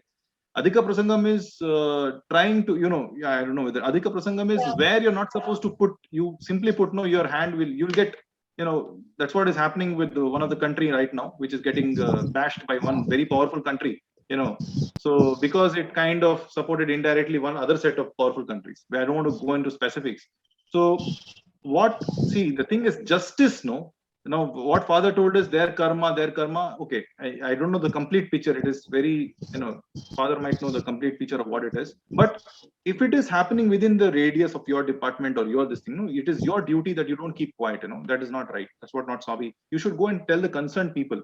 And if you are the concerned people, you should take action. You know. Yes, I got it. I hope. I mean, yeah. Sairam brother, we'll take one more last question from Odisha sister, and then we will end up with Shanti Mantram. Sure, absolutely. Okay. Sister Sai Prashanti, I request you to mute yourself. Sairam brother. Sairam. Sairam brother. What Can I voice speak is in Hindi, fumbling, brother? sister? Sairam, am I audible, brother? Sairam. Yeah, you're audible now. Yeah. Can I speak in Hindi? हाँ, बात कर सकते हैं. I mean, other participants should understand. ये मेरा personal question है brother कि जब भी हम लोग जप करते हैं और तप करते हैं तो तभी हमारे माइंड में आता है कि हाँ ये ठीक है या फिर ये भूल है, ये गलत है. मगर हमेशा क्या होता है ना ब्रदर, जितना भी पढ़ाई करो या फिर जितना भी लिटरेचर, साइंस लिटरेचर पढ़ो कि कुछ भी पढ़ो, मगर जब प्रैक्टिकल ग्राउंड में आ जाता है ना, अगर हमको लगता है कि कोई अगर हमारे बारे में कुछ नेगेटिव बोल देता है, हमको दिखाई देता है कि वो पर्सन आपके बारे में कुछ नेगेटिव करता है, तो अपने मन में ना कुछ एंजाइटी और पैनिक जैसे आता है और लगता है कि नहीं हमको भी कुछ करना चाहिए, नेगेटिव ही करना चाहिए. और ऑल ऑफ सडन क्या हो जाता है, उस समय रिएक्टिव हो जाते हैं या फिर कुछ हो जाते हैं. तो मगर उस समय लगता है कि नहीं, हम लोग को बाद में लगता है कि नहीं हमको चुप रहना चाहिए था या फिर कुछ बोलना चाहिए था. कुछ लोग बोलते हैं कि अगर कुछ नेगेटिव हो, कोई अगर आपके बारे में गलत करता है तो आप जो मैंने चुपके से अगर सुन लेते हैं तो गलत है, आपको बोलना चाहिए. तो फिर मेरा क्वेश्चन यही है भैया कि हम लोग को उस सिचुएशन में क्या करना चाहिए अगर हमारे बारे में कोई नेगेटिव करता है और कहता भी है, तो हम लोग को उस समय क्या करना चाहिए? तो देखिए, इसका दो तरीका है. कोई अगर आपको मालूम है कि आपके बारे में नेगेटिव बात कर रहा है तो आप डायरेक्ट जाके उस बंदे या बंदी से जाके मिल सकते हैं, बोले आप क्यों कर रहे हैं, ऐसे क्यों कर रहे हैं, डायरेक्टली. नंबर 1, ठीक है ना, क्योंकि बहुत सारे अफवाहें, रूमर्स फैलते रहते हैं, तो फिर पता नहीं क्या सच है क्या झूठ है, और आप अंदर से परेशान होने से अच्छा जाके उससे बोले देखो बहन, ये आप क्यों कर रहे हैं, सीधी बात. ठीक है, पहली बात. दूसरा है ना, आज का दुनिया ऐसा है ना कि जब भी हम कुछ करते हैं तो इट इज आइदर किसी का बोलते हैं ना, कुछ डिसीजंस ऐसे होते हैं कि किसी ना किसी को हर्ट हो जाता है उससे. ठीक है, तो उस समय क्या होता है, स्वामी ने ही कहा है कि अगर हम लोग आध्यात्मिक जिंदगी जीते हैं, जीवन व्यतीत करते हैं, ठीक है, जब नाम जप करते हैं तो धीरे धीरे क्या होता है ना, ऐसे नहीं कि it's not like an umbrella, ठीक है ना, कि आप ही बच रहे हैं. आप एक तरह का वाइब्रेशन आप क्रिएट करते हैं जिससे कि जो नेगेटिविटी अपने आप दूर चले जाता है, अपने आप दूर धीरे धीरे चले जाता है. तो लेकिन आप अपने साधना में कभी मत कम करिए. ठीक है, साधना और विश्वास. तो मेरा यही सुझाव रहेगा कि अगर आपके बारे कोई कुछ बोल रहा है कोई कुछ कर रहा है या अफवाहें फैला रहे हैं, तो आप जाके उसको बोलिए। और उसमें चिल्लाने की जरूरत नहीं है, गुस्सा होने की जरूरत नहीं है, उसको शांतिपूर्वक, ये एक साधक होने का एक सिंबल है। या फिर एक अगर आप चिल्ला रहे हैं, आप गुस्सा हो गए हैं, एक एग्जाम्पल जहाँ पे स्वामी क्या बोलते हैं, 1950 की बात है, मैंने सुना है अपने सीनियर्स डिवोटीज लोग से। देखिए स्वामी कैसे एक सिचुएशन को हैंडल करते हैं। उस समय जब जनरल हॉस्पिटल खुला था, तो उस समय एक ही डॉक्टर था, ठीक है ना। और जब डॉक्टर लंच के लिए जाते थे, स्वामी बैठते थे डॉक्टर के जगह पे, क्योंकि कोई था नहीं उस समय। तो उस समय की बात है, तो उस समय किसी ने 8 बीपी का मशीन डोनेट किया था। तो स्वामी उस समय एक ही बीपी का मशीन था, तो 8 डोनेट किया। तो स्वामी ने बोला था कि इसको यूज करो, बाकी के 2-3 डॉक्टर्स फिर बाद में आए थे, इसको यूज करो, पेशेंट्स लोग वेट ना करें। तो उस समय क्योंकि ये मैं 1950 या 60 का बात है, तो जो मेन डॉक्टर था उसने सभी बीपी मशीन को अलमीरा में लॉक कर दिया था, ठीक है, ताकि खराब ना हो, वेस्ट ना हो। तो एक दिन स्वामी सडनली आए, मैं एक उदाहरण दे रहा हूँ आपके इसको प्रश्न को। स्वामी अचानक आए, बोले मेरा बीपी मेजर करो। तो जो भी नए थे ना, तो वो सब मशीन लॉक था अंदर में। तो स्वामी बोले कहाँ पे है? तो इधर उधर वो लोग भागने लगे। जो मेन डॉक्टर जो लॉक करके गया था वो कहीं गया हुआ था, पता नहीं कहाँ है। तो फिर उसको बुलाया गया, तब तक आधा घंटा हो चुका था और स्वामी एकदम आग बबूला गुस्से में थे कि पेशेंट्स लोग को इतना तुम लोग वेट करवा रहे हो करके। तो स्वामी इतना गुस्से में थे, स्वामी ने अपना बोला तो मेरा बीपी चेक करो। तो लोग निकाला, चेक किया, तो बीपी एकदम नॉर्मल था, ठीक है, 120/80। उसके बाद वो लोग आके समझाए, मतलब 15-20 मिनट हो गया, एंड स्वामी फिर शांत हो गए। फिर बीपी चेक किया स्वामी 15-20 मिनट बाद, जब एकदम शांत हो गए, तब भी 120/80 था। तो जब स्वामी गुस्सा में थे और जब स्वामी शांत थे ना, बीपी सेम था अंदर से। तो स्वामी ने फिर बोला, देखो मेरे को कभी कभी गुस्सा दिखाना पड़ता है, ठीक है, लेकिन उसका मतलब ये नहीं कि मैं गुस्सा हो गया, दोनों में फर्क होता है। मैं गुस्सा हो गया और मेरे को गुस्सा दिखाने में फर्क है। जब मैं गुस्सा दिखा रहा हूं तो मैं कंट्रोल में हूँ, ठीक है। स्वामी ये भी बोलते हैं, कोई अगर अन्याय कर रहा है तो तुम सांप को क्यों विष दिया गया भगवान ने? सांप के शरीर पे कुछ नहीं है बेचारा, कोई हड्डी उड्डी नहीं है। अगर वो विष भी नहीं होता तो लोग उसको कब का वो सांप लुप्त हो जाता। तो विष इसलिए दिया कि थोड़ा रेस्पेक्ट बना रहे। तो सांप अगर काटे नहीं तो कम से कम ऐसे करना चाहिए, ऐसे डंक ना मारे लेकिन ऐसे करे, ठीक है ना। तो मेन थिंग है कि if you don't raise your voice, they will see you as a victim. You should raise, but you should not become angry. You should not become negative. जब करते समय वो आ रहे दिमाग में, ये आ रहे, नहीं, आप अपना कर्म, अपना धर्म करिए, बाकी उसका कर्म है, ठीक है ना। पता नहीं मैं आपके सवाल का जवाब दे पाया कि नहीं, लेकिन आप अंदर से इफेक्ट मत होइए, आप अंदर से इफेक्ट मत होइए, मेन बात वही है अंदर। इसीलिए हम लोग ध्यान वाहिनी पढ़ रहे हैं, क्योंकि हम लोग अंतर्मुख होना है, हम लोग को अंतर्मुख होना है, ठीक है ना। नहीं भैया, Sai Ram, really very much satisfied with your answer, brother. Seriously, thank you so much. Sai Ram ji. Thank you, sister. Thank you. I think that was just a wonderful question as well. So, brother, we would now close the Q&A session, and participants, we all will take your questions in the WhatsApp group. Just share it with brother Ganesh, and he'll address with all his answers with his feasible timings. So thank you, brother. I think that was just a wonderful session. You have taken us back through the experiences he has given his discourses, and you have correctly related with the course and the annual presentation. I think that was really wonderful. I hope we all have learned something this session today, and we thank you for taking out your time and addressing all of us. Thank you so much. Sai Ram, and we would now close it with Shanti Mantram. Thank you. Thank you, Sai Ram. समस्तलोकाः सुखिनो भवन्तु, समस्तलोकाः सुखिनो भवन्तु, समस्तलोकाः सुखिनो भवन्तु।